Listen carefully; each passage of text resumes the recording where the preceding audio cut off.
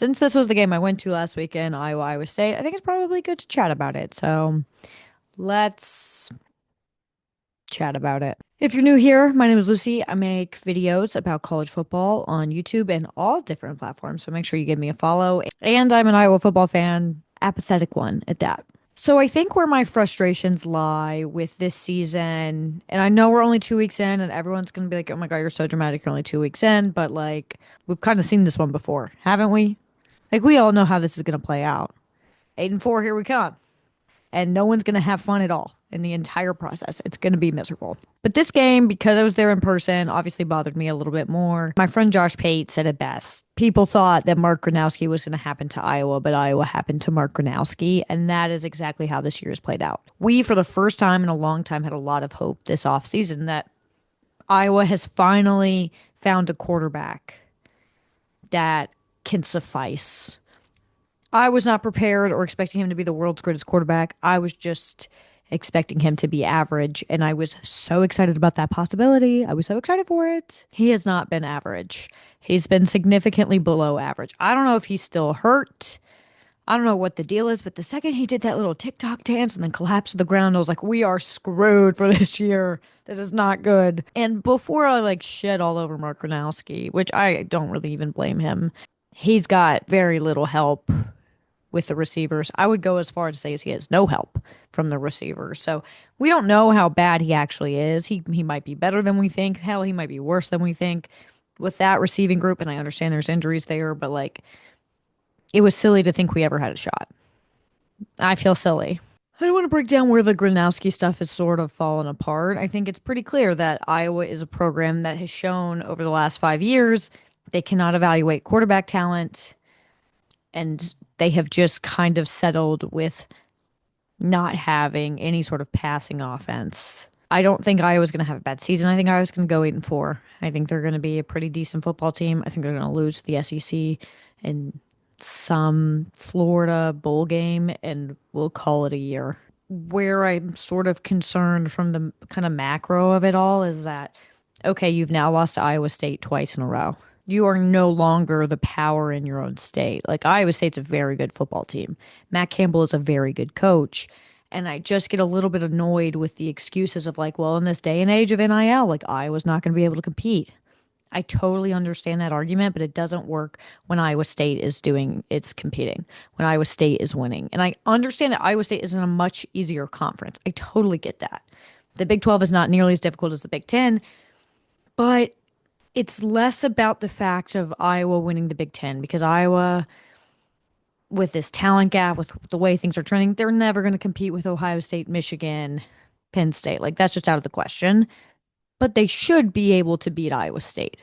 They should not be falling behind in the in-state race, and they are. When Iowa got rid of Brian Ferentz, which was awesome, don't want to take that away, it was so clear to me, like, this is not the solution. I understood that things were really not going to change that much unless Kirk kind of gave an inch, and I don't think he ever will, because if I remember correctly, not a ton of that staff was let go. They just got rid of Brian and maybe one other guy. And then you go and you spend I don't know how much. I keep hearing 1.5 million. I don't know how accurate that is. You go spend that much money on a quarterback and you're like, maybe he can catch the ball too. What? Iowa's sort of committed itself to being 2/3 of a really good football team. And that's just like not sustainable. And you're seeing that happen. And that loss to Iowa State I thought was incredibly stupid.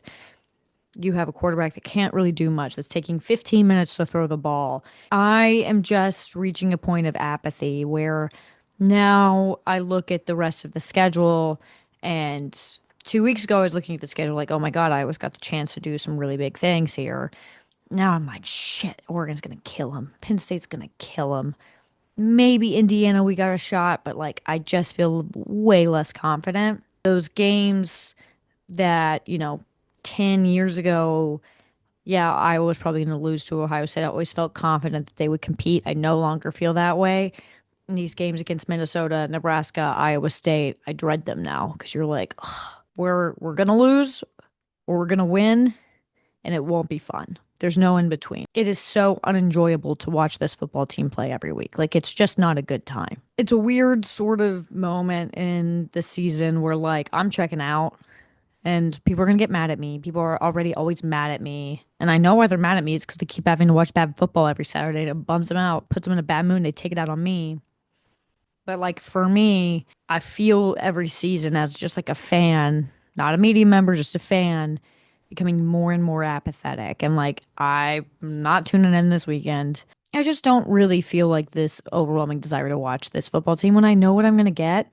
And I do expect Iowa to win a lot of games, but I don't expect to have fun in the process of any of them. Like, I really don't. I don't think Iowa's ever going to be in the position with NIL and recruiting and whatever to win the national championship, but they should be a fringe playoff team. They should be. They should beat Iowa State. They shouldn't mess around against Albany, but it keeps happening. This program over the last 5 years has told me they cannot adapt to, the changing offenses. They cannot adapt to the changing nature of college football. And more than anything, they can't identify quarterback talent worth shit. But when Mark Gronowski committed to Iowa, the first thing I sent in my college football group chat with my pals was, "Oh, I can't wait to ruin him." I thought it was going to take a few weeks for us to ruin him. I didn't think right off the bat. I don't think it changes anytime soon because I think Kirk is going to take this thing down to the wire. I think he outlives me. He'll still be the head coach of the University of Iowa 100 years from now. He's going to defeat science and life expectancy so he can stay at Iowa as long as he wants. As much as Iowa fans have voiced their displeasure with me, they do it because they're a very passionate, loyal, sometimes a little too loyal fan base.